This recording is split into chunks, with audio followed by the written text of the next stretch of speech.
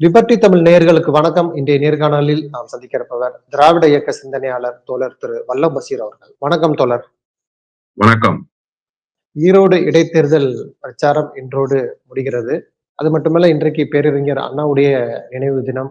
இன்றைக்கு திமுக சார்பில் அமைதி பேரணி முடித்துட்டு முதல்வர் அவர்கள் ஒரு ட்வீட் போட்டிருக்கிறாரு. அதாவது வம்பிழுக்கும் வீணர்கள் தெம்பிழந்து போவார்கள் அப்படின்னு சொல்லியிருக்கிறாரு. நம்மளுடைய பயணம் பெருசு, லட்சியம் பெருசு, அதை நோக்கி பயணிப்போம்னு சொல்லி அவர் ட்வீட் போட்டிருக்கிறாரு. சமீப காலமாக அந்த பெரியார் குறித்து அவதூறு, அண்ணா குறித்து பல்வேறு விஷயங்கள் வரதை நம்ம பார்க்குறோம். ஈரோட்டில் நேத்து கூட நாம் தமிழர் கட்சியினருக்கும் பெரியார் ஆதரவாளருக்கும் இடையேயான ஒரு மோதல், ஒரு பரபரப்பை உண்டாக்குச்சு. தொடர்ச்சியாக பெரியார் குறித்து அவதூறு பேசி பிரச்சாரம் பண்ணிட்டு இருக்கிறாரு அப்படின்னு சொல்லி பல்வேறு குற்றச்சாட்டுகள் இருக்கு. இந்த சூழல்ல தான் முதல்வர் அவர்களும் ஒரு ட்வீட் போட்டிருக்கிறாரு. இதெல்லாம் நீங்க எப்படி பாக்குறீங்க? மாற்றான் தோட்டத்து மல்லிகைக்கும் மனம் உண்டு என்று அரசியலில் ஒரு புதிய தத்துவத்தை சொல்லி எதிர்க்கட்சிகளையும் அரவணைத்து போக வேண்டும், அவர்கள் கருத்துக்கும் மதிப்பளிக்க வேண்டும் என்கிற ஒரு உறுதியான நிலைப்பாட்டை தமிழ்நாட்டு அரசியல் களத்தில் அறிவித்தவர் பேரறிஞர் பெருந்தகை அண்ணாதான். அப்படிப்பட்ட பேரறிஞர் பெருந்தகை அண்ணாவினுடைய நினைவு நாள் ஊர்வலத்தை முடித்துவிட்டு அண்ணாவினுடைய இயக்கத்தை, அண்ணாவினுடைய லட்சியங்களை வென்றெடுக்கிற இடத்தில் இருந்து வழிநடத்துகிற தமிழ்நாட்டினுடைய முதலமைச்சர் இன்றைக்கு வம்பிழுக்கும் வீணர்கள் தெம்பிழந்து போவார்கள் என்று சொல்லி இருக்கிறார் என்று சொன்னால், இந்த கருத்து வெறுமனே இந்த பிரச்சனைக்காக அவர் சொல்லி இருக்கிற கருத்து என்று நான் புரிந்து கொள்ளவில்லை. மாறாக அண்ணாதான் சொல்வார், தேர்தல் களம் என்று வருகிற போது தேர்தல் களத்தை எப்படி அணுக வேண்டும் என்று சொன்னால், பறவையின் கழுத்தும் அம்பின் முனையும் மட்டுமே கண்களுக்கு தெரிய வேண்டும் என்று சொல்வார். நீங்கள் பறவையை வேட்டையாட வேண்டும் என்று வந்துவிட்டால் சுத்து வட்டாரத்தில் என்ன நடக்கிறது என்றெல்லாம் நீங்கள் பார்க்க கூடாது. பறவையின் கழுத்து, அம்பின் முனை, இந்த அம்பின் முனை பறவையின் கழுத்தில் பாய வேண்டும். அதுதான் தேர்தல் களம் என்று தன்னுடைய தம்பிமார்களுக்கு வகுப்படுத்தவர் அண்ணா. இன்றைக்கு அதைத்தான் முதலமைச்சர் தன்னுடைய வம்பிழுக்கும் வீணர்கள் தெம்பிழந்து போவார்கள் என்கின்ற அந்த வாசகத்தின் மூலமாக சொல்லி இருக்கிறார். திராவிட முன்னேற்ற கழகம் என்பது ஒரு மிகப்பெரிய லட்சிய பேரியக்கம். நீங்கள் கன்னியாகுமரியிலிருந்து திருத்தணிமலை அடிவாரம் வரை கட்டமைப்பை பலமாக வைத்திருக்கிற, வலுவிழந்து போகாத கொள்கையாளர்களை கொண்டிருக்கிற ஒரு பேரியக்கம். அதனால்தான் காஷ்மீரிலிருந்து கன்னியாகுமரி வரை திராவிட முன்னேற்ற கழகம் எந்த அரசியலை முன்னெடுக்கிறதோ அந்த அரசியல் இந்திய அரசியல் வரலாற்றில் நிலை பெற்று விடுகிறது. ராஜஸ்தான் மாநிலத்தினுடைய தேர்தல் பிரச்சாரத்தில் தமிழ்நாட்டினுடைய துணை முதலமைச்சர் மரியாதைக்குரிய உதயநிதி ஸ்டாலின் பேசிய கருத்தை மேற்கோள் காட்டி பிரதமர் பிரச்சாரத்தை மேற்கொள்ள வேண்டிய சூழலுக்கு அவர் தள்ளப்படுகிறார். அப்படி என்று சொன்னால், திராவிட முன்னேற்ற கழகத்தினுடைய நிலைப்பாடு இந்திய ஒன்றியம் முழுமைக்கும் எதிரொலிக்கிறது. அந்த அரசியல் நிலைப்பாட்டை ஒட்டித்தான் அடுத்த கட்ட நகர்வுகள் இந்திய அரசியலில் நகருகிறது என்கிற அளவுக்கு அந்த இயக்கம் வலிமை பெற்றிருக்கிறது. ஆனால் நேற்று முளைத்திருக்கிற, இன்னும் ஒருபடி மேலே சொல்ல வேண்டும் என்று சொன்னால், வெளியூர் ஆட்கள் எல்லாம் வெளியேறி விடுங்கள் என்று ஈரோடு தேர்தல் களத்தில் தேர்தல் ஆணையம் அறிவித்ததற்கு பிறகு காலி நாற்காலிகளோடு உட்கார்ந்து பேசி கொண்டிருக்கிற ஒருவர் திராவிட முன்னேற்ற கழகத்துக்கு நான் தான் எதிரி, திராவிட முன்னேற்ற கழகத்தை வீழ்த்தி விடுவேன் என்று சொல்கிறார் என்று சொன்னால், ஏன் திராவிட முன்னேற்ற கழகம் இதற்கு எதிர்வினை ஆற்றாமல் இருக்கிறது என்கிற ஒரு எண்ணப்பாடு என்னை போன்றவர்களுக்கு கூட இருந்தது. நான் கூட கடந்த காலங்களில் பல நேர்காணல்களில் ஏன் திராவிட முன்னேற்ற கழகம் எதிர்வினை ஆற்ற மறுக்கிறது என்றெல்லாம் கேட்டிருக்கிறேன். ஆனால் முதலமைச்சர் இன்றைக்கு என்னை போன்றவர்களுக்கு கூட தோழமையோடு பதில் சொல்லி இருக்கிறார் என்றுதான் நான் புரிந்து கொள்கிறேன். இவரெல்லாம் ஒரு பெரிய பொருட்டு இல்லையா, நமக்கு வேற லட்சிய நோக்கம் இருக்கு, அதை நோக்கி நாம் பயணிக்கிறோம். இந்த மாதிரி ஸ்பாயிலர்களை கொண்டு வந்து தமிழ்நாடு அரசியல் களத்தில் புகுத்துவதன் மூலமாக தமிழ்நாட்டு அரசியல் களத்தில் நம்முடைய கவனத்தை திசை திருப்புவதற்கான ஒரு வேலையை செய்கிறார்கள் என்று அவர் சொன்னதாகத்தான் நான் புரிந்து கொள்கிறேன். ஆனால் அதற்காக இவரை அப்படியே விட்டுவிட வேண்டுமா இந்த இழிவான மனிதரை? இல்லை. அண்ணன் குளத்தூர் மணி சொன்னதையும் நான் கவனத்தில் கொள்கிறேன். எதற்காக நீ ஆசைப்படுகிறாயோ அது தமிழ்நாட்டினுடைய ஈரோடு இடைத்தேர்தல் முடிந்ததற்கு பிறகு நடக்கும் என்று சொன்னார் அல்லவா, அதற்கு நேற்றைக்கு ஒத்திகை பார்க்கப்பட்டிருக்கிறது என்றுதான் நான் புரிந்து கொள்கிறேன். பெரியார் குறித்து ஒரு அவதூறு பரப்பப்படுகிறது. அண்ணன் கு ராமகிருஷ்ணன் நேரடியாக வீடு முற்றுகை என்று அறிவித்திருந்தார். அது உண்மையிலேயே வன்முறை போக்கு என்றுதான் நாம் எடுத்துக்கொள்ள வேண்டும். யாராக இருந்தால் என்ன? அண்ணன் கோவை ராமகிருஷ்ணன் தவறு செய்தால் அதை ஏற்க வேண்டுமா? இல்லை. பெரியார் எல்லாவற்றையும் தனக்கு இருக்கக்கூடிய சுய அறிவை கொண்டு சிந்தித்து பாருங்கள் என்றுதான் சொல்லி இருக்கிறார். நாங்கள் வெறுமனே அண்ணன் கோவை ராமகிருஷ்ணனை ஆதரிக்கவில்லை. மாறாக அந்த தலைவர் என்ன சொன்னார்? தத்துவத்தின் தலைவராக இருக்கிற பெரியார் குறித்து நீ அவதூறு சொல்லிவிட்டாய். ஒருவேளை பெரியார் அப்படி பேசியதற்கான ஆதாரம் உன்னிடம் இருந்தால் நீ கொடு, அதை நாங்கள் ஏற்கிறோம். உனக்கு 24 மணி நேரம் அவகாசம் தருகிறோம் என்று சொன்னார். ஒரு கருத்தை நான் வெளிப்படுத்துகிறேன். அந்த கருத்து யார் குறித்து நான் வெளிப்படுத்தினேனோ அவரை தலைவராக ஏற்றுக்கொண்டிருக்கிற, அவரை தத்துவத்தின் தலைவர் என்று சொல்லிக்கொண்டு அரசியல் களத்தில் இயங்கிக் கொண்டிருக்கிற ஒரு இயக்கத்துக்கு தவறாகப்படுகிறது அல்லது அப்படி ஒரு கருத்து இல்லை என்கிற செய்தி கிடைக்கிறது என்று சொன்னால் அவர்களிடத்தில் ஆதாரம் கேட்டால் நான் ஆதாரத்தை கொடுத்து விட்டு போக வேண்டியது தானே. ஆதாரம் எல்லாம் கொடுக்க முடியாது, நீங்கள் தான் ஆதாரத்தை கொடுக்க வேண்டும் என்று பேசியதற்கு பிறகுதான் வீடு முற்றுகை என்று அறிவித்தார். வீடு முற்றுகை என்று அறிவித்தார். அது பெரிய அளவில் பேசுபொருள் ஆனது. அதற்கு பிறகு பெரியாரிய கூட்டமைப்பு வீதிக்கு வந்தது. 10,000 தோழர்கள் திரண்டார்கள். நான் என்ன கேட்கிறேன்? ஜனநாயக வழியில் தேதி அறிவித்துவிட்டு ஊருக்கு ஊர் சுவரொட்டிகள் ஒட்டப்பட்டதற்கு பிறகு இந்த நாளில் வருகிறேன் என்று சொல்லி வந்தார்கள். வந்தவர்களை எதிர்கொள்வதற்கு திராணி இல்லாமல் வீட்டை விட்டு ஓடி போய் ஒளிந்து கொண்ட இந்த சீமான் என்கிற மனிதர் தன்னுடைய வீட்டில் தன்னுடைய கட்சி சகாக்களை, தொண்டர்கள் என்கிற பெயரால் குண்டர்களை கொண்டு வந்து உருட்டுக்கட்டைகளோடு நிறுத்தி வைத்ததற்கான காரணம் என்ன? அப்படி என்று சொன்னால் என்ன நோக்கம் உங்களுக்கு இருந்தது? சரி, மே 17 இயக்கத்தினுடைய தோழர் ஒருவர் நடத்துகிற திசை புத்தக நிலையத்தை போய் முற்றுகையிட்டு அங்கே சென்று கலவரத்தில் ஈடுபடுகிறீர்கள். இதுவா ஜனநாயகத்தினுடைய தன்மை? தேதி அறிவித்துவிட்டு இந்த தேதியில் வருகிறோம் என்று சொல்லிவிட்டு ஊர் முழுக்க தகவல் சொல்லிவிட்டு பத்திரிகையாளர் சந்திப்பை கூட்டி இதனுடைய நோக்கம் என்ன என்பதை சொல்லிவிட்டு ஜனநாயக வழியில் வந்திருக்கிறார்கள். அது வீரமா? எந்த குறிப்பும் இல்லாமல் எந்த தகவலும் சொல்லாமல் ஒரு தோழரினுடைய புத்தக நிலையத்தை போய் முற்றுகையிடுகிறீர்களே, அதுதான் திருமுருகன் காந்தியினுடைய அலுவலகம் என்று போய் முற்றுகையிடுகிறீர்களே, உங்களுடைய நோக்கம் என்ன? அதனால்தான் திருமுருகன் காந்தி கேட்டார். களத்தில் நிற்கிறோம், தேதி அறிவித்து விட்டு வந்திருக்கிறோம், உன்னை போல பேடி பயலை போல ராத்திரியில் வரவில்லை, நாள் குறித்து விட்டு வந்திருக்கிறோம், நீயும் நாள் குறித்து விட்டு வா என்று சொன்னார். இதுவரை நீ நாள் குறித்தாயா? இப்ப ஈரோடு தேர்தல் களத்துல என்ன? பெரியார் உண்மையிலேயே பெண்கள் குறித்து என்ன சொன்னார் கருத்து? பெரியாருக்கு இந்த தமிழ் மீது என்ன கருத்து இருந்தது? தமிழ்நாடு மீது என்ன கருத்து இருந்தது? பெரியார் சொன்னதை அச்சிட்டு கொடுக்கிறார்கள். பெரியார் குறித்து நீ பரப்பிய அவதூறுக்கு உன்னை போலவே அவதூறு பரப்புவதற்கு தயாராக இல்லை பெரியாரிய இயக்க தோழர்கள். உண்மையை சொன்னாலே நீ அம்பலப்பட்டு போய்விடுவாய். எத்தனை உண்மைகளை பட்டியல் போட வேண்டும் நீ செய்திருக்கிற பித்தலாட்டங்களை? அவைகளை பட்டியல் போட்டாலே உன்னுடைய முகத்திரை கிழிந்து தொங்கும். ஆனால் பெரியாரிய இயக்க தோழர்கள் பெரியார் பேசியதை, பெரியார் எதை கொள்கை பிரகடனமாக வைத்திருந்தாரோ அவற்றை நோட்டீஸாக அடித்து கொடுக்கிறார்கள். தேர்தல் களத்தில் இதைவிட ஜனநாயக ரீதியாக இயங்கிட முடியுமா என்ன? எதற்காக உங்களுடைய தம்பிமார்கள் அங்கே சென்று சண்டையிடுகிறார்கள்? எதற்காக அங்கே சென்று கைகலப்புக்கு தயாராகிறார்கள்? அப்போ உங்களுடைய நோக்கம் என்ன? தமிழ்நாட்டு அரசியல் களத்தில் ஒரு கலவர சூழலை உருவாக்கிட வேண்டும். அமைதி பூங்காவாக இருக்கிற தமிழ்நாட்டில் ஒரு கலவர சூழலை உருவாக்கி தமிழ்நாட்டினுடைய அரசியல் களத்தில் திசைவழி போக்கை மாற்றுவதற்கு ஏதோ ஒரு முயற்சியை நாக்பூர் உத்தரவிட்டதன் பேரில் நீங்கள் செய்ய துணிகிறீர்கள் என்றுதான் பொருள். அதைத்தான் இன்றைக்கு முதலமைச்சர் மட்டுப்படுத்தி பேசியிருக்கிறார் என்று நான் சொல்ல மாட்டேன். இடது கையால் ஒதுக்கி தள்ளி பேசியிருக்கிறார். அவர் ஒரு டாலஸ்ட் லீடர் இன் இந்தியா என்றுதான் நான் புரிந்து கொள்கிறேன். அவருடைய கருத்து இன்றைக்கு பக்குவப்பட்ட கருத்து. ஒருவேளை அண்ணன் கொளத்தூர் மணி குறிப்பிட்டதை போல தமிழ்நாட்டினுடைய முதலமைச்சர் குறிப்பிட்டிருந்தால் என்ன நிலைமை ஆகியிருக்கும் என்று நீங்கள் யோசித்து பாருங்கள். களத்தில் சந்திப்போம், தேர்தல் களத்தில் சந்திப்போம் என்று திராவிட முன்னேற்ற கழகம் நிற்கிறது. தேர்தல் களத்தில் அது ஜனநாயக வெளிப்பாடு. ஆனால் நீங்கள் சண்டைக்கு தயாராவதை போல திராவிட முன்னேற்ற கழகம் சண்டைக்கு தயாராக முடியாதா? அடக்குமுறைகளை சந்திக்காத இயக்கமா? நீங்கள் எல்லாம் ஒரு கொசுவுக்கு கூட பொருள்படாத மனிதர்கள், ஒரு கொசுவுக்கு கூட ஈடாகாத இயக்கம் நீங்கள். ஆனால் மாபெரும் இயக்கம் என்று சொல்லிக் கொண்டிருந்த, இந்தியாவினுடைய அரசியல் தலையெழுத்தை நிர்ணயிக்கக்கூடிய இடத்தில் இருந்த, ஆட்சி அதிகாரத்தை கையில் வைத்திருந்த காங்கிரஸ் போன்ற பேரியக்கங்களை எல்லாம் பார்த்து விட்டு வந்திருக்கிற இயக்கம் திராவிட முன்னேற்ற கழகம். மிசா போன்ற கொடுங்கோன்மை சட்டங்களை எல்லாம் பார்த்து விட்டு வந்திருக்கிற இயக்கம் திராவிட முன்னேற்ற கழகம்.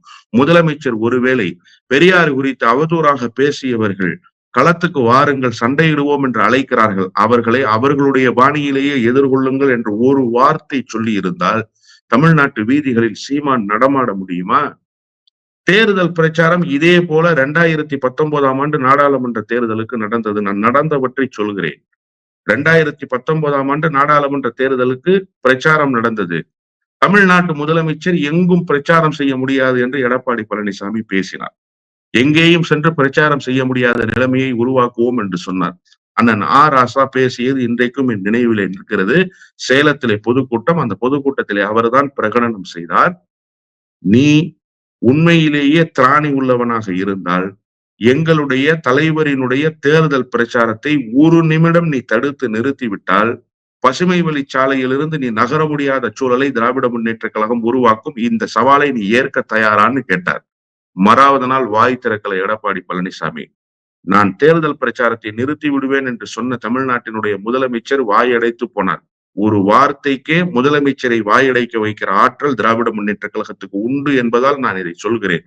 ஒருவேளை தமிழ்நாட்டினுடைய முதலமைச்சர் இதையே பிரகடனப்படுத்தி இந்த எதிரிகளை வீழ்த்துவதற்கு, இந்த துரோகிகளை வீழ்த்துவதற்கு அவர்கள் பாணியிலேயே நாம் பதிலடி கொடுப்போம் என்று சொல்லி இருந்தால் சீமானுடைய இயக்கம் செங்கல் செங்கலாக பிரிக்கப்பட்டிருக்கும்.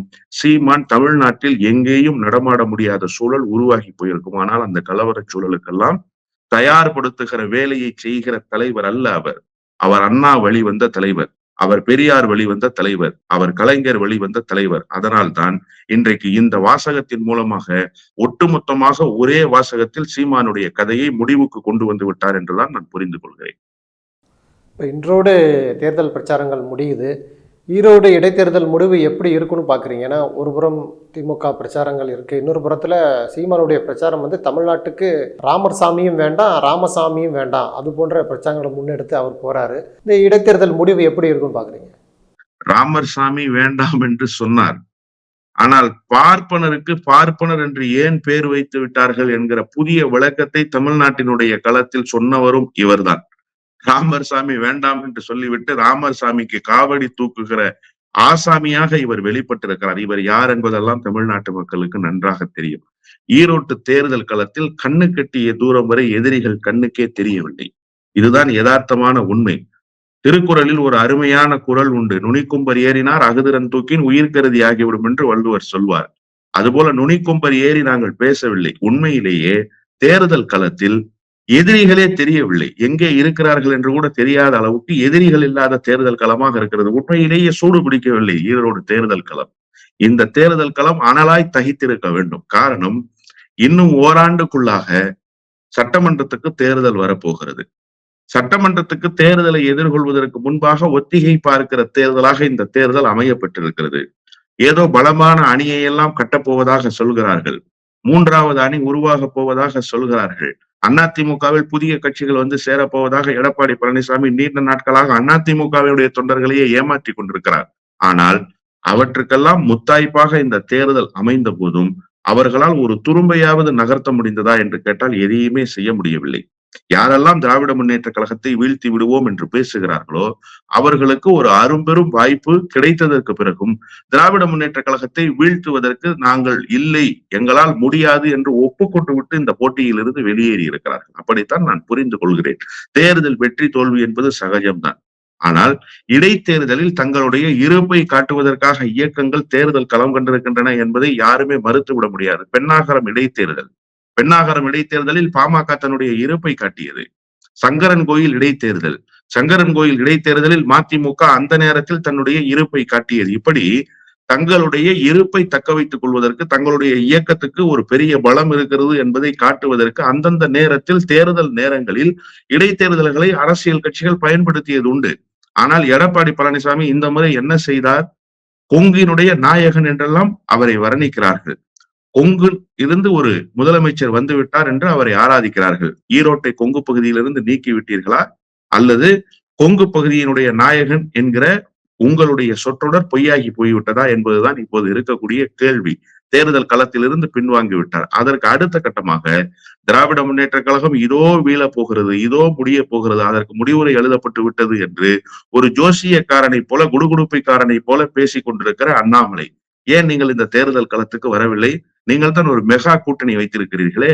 பாட்டாளி மக்கள் கட்சி, ஓபிஎஸ் தலைமையிலான ஒரு குழு, அதே போன்று டிடிவி தினகரன், எவ்வளவு பெரிய கட்டமைப்பு, கிருஷ்ணசாமி, ஜான் பாண்டியன், இவர்களெல்லாம் இந்திய அரசியலில் புரட்சியை ஏற்படுத்தக்கூடிய தலைவர்கள்.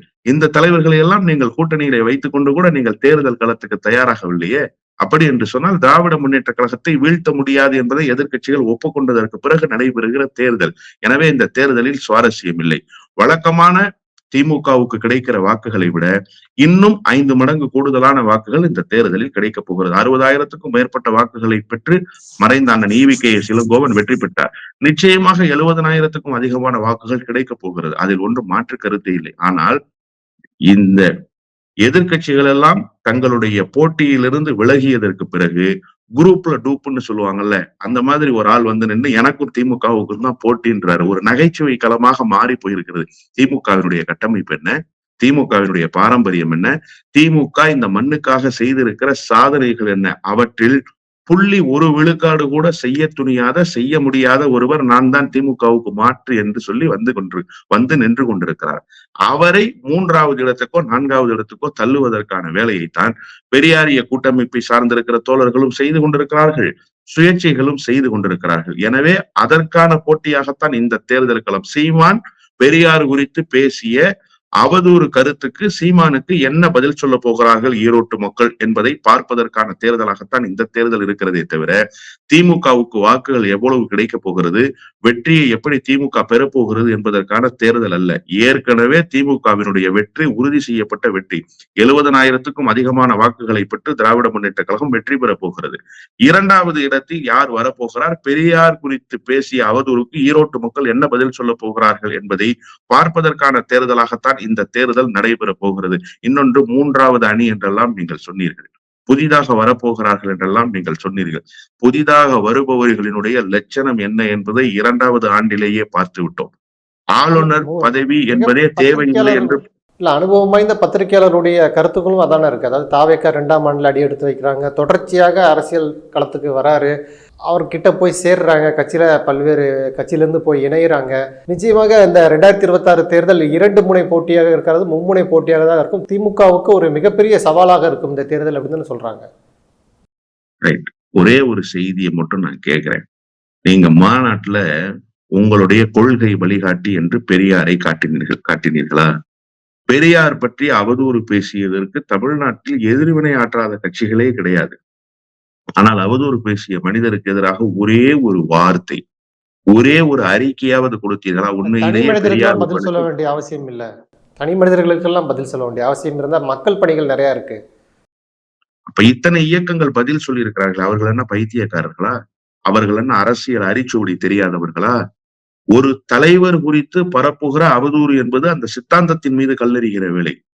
பரப்புகிற மனிதர் தொடர்ச்சியாக அதை செய்வேன் என்று பிரகடனம் செய்து விட்டு செய்கிறார். ஒரு பிறல் மனம் கொண்டவனை போல அதை பேசுகிறார். ஏதோ ஒரு பெரிய செயல் திட்டத்தோடு வந்திருப்பதாகவே அது தோன்றுகிறது.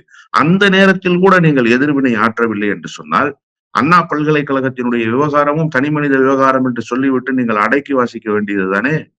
எதற்காக ஓடோடி சென்று ஆளுநரை சந்திக்கிறீர்கள்? இன்னொன்று உங்களிடத்திலே இருக்கிற முரண்பாடு, அதைத்தான் நான் முன்பே குறிப்பிடுவதற்கு வந்தேன்.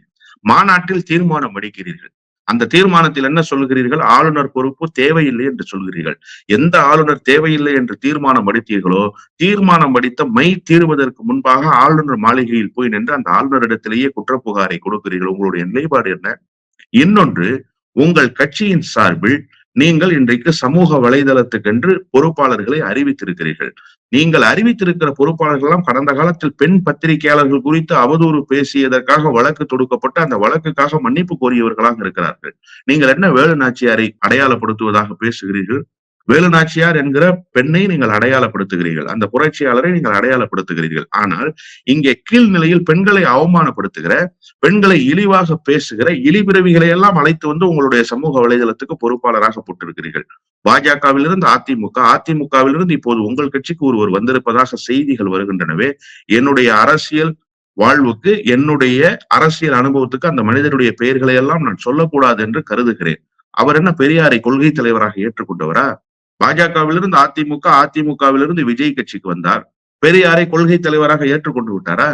பெரியார் குறித்த புரிதல் அவருக்கு இருக்கிறதா? நீங்கள் என்ன பெரியாரை பற்றி பேசி வகுப்பெடுக்க போகிறீர்கள்? நீங்கள் எப்படி இயக்கத்தை நடத்த போகிறீர்கள்? இத்தனை ஆண்டு காலம் ஆகிவிட்டது, மாவட்ட செயலாளரையே உங்களால் நியமிக்க முடியவில்லை. ஓராண்டுக்கு பிறகு மாவட்ட செயலாளரை நியமிக்க தொடங்குகிறீர்கள். அப்படி என்று சொன்னால் உங்களால் இயக்கத்தையே கட்ட முடியவில்லை. முழுமையாக கட்டமைப்பை உருவாக்க முடியவில்லை. கட்சியே கட்ட முடியாதவராய் இங்கே வந்து தமிழ்நாட்டில் ஆட்சி மாற்றத்தை ஏற்படுத்த போகிறார். அதெல்லாம் பகல் கனவு. பத்திரிகையாளர்கள் தங்கள் அரிப்பை தீர்த்துக் கொள்வதாகத்தான் நான் பார்க்கிறேன். திமுக எதிர்ப்பு என்கிற நிலையிலிருந்து யாராவது வந்துவிட மாட்டார்களா என்று இந்த தமிழருவி மணியனுக்கு நீண்ட காலமாக அப்படி ஒரு பசி இருந்தது. யாராவது ஒரு ஓரத்தில் கண்ணுக்கு தென்பட்டால் அவனை அழைத்து வந்து இவன் தான் திமுகவுக்கு மாற்றி இவன் தான் கழகங்களை வீழ்த்த போகிறான் என்று சொல்வார். பஞ்சை பராரிகளை பிச்சைக்காரர்களை எல்லாம் அழைத்து வந்து அவர் அப்படித்தான் அடையாளப்படுத்தி கொண்டிருந்தார். நான் குறைத்து மதிப்பிடவில்லை. அவருடைய அரசியல் வெறுப்புக்கு யார் யாரையோ பகடைக்காய் ஆக்கி கொண்டு அவர்களெல்லாம் திமுகவுக்கு மாற்று வாரிசு அரசியலை ஒழிக்க வந்தவர்கள் என்று சொல்வார். அப்படித்தான் இன்றைக்கு பத்திரிகையாளர்கள் தெரிகிறார்கள். வாக்கு சதவீதம் என்ன என்பதே தெரியவில்லை. கட்டமைப்பு இருக்கிறதா என்று தெரியவில்லை. 234 தொகுதிக்கும் வேட்பாளர்களை அறிவிக்க முடியுமா என்று கூட தெரியவில்லை. அப்படிப்பட்ட ஒருவர் திமுகவை வீழ்த்துவார் என்று சொன்னால் இவர்கள் உண்மையிலேயே பத்திரிகையாளர்கள் தானா என்பதை நாம் சந்தேகிக்க வேண்டியிருக்கிறது. நன்றி தோழர். நிறைய தகவல்களை நேயர்களுக்கு சொல்லியிருக்கீங்க. உங்களுடைய நேரத்துக்கு மிக்க நன்றி. நன்றி.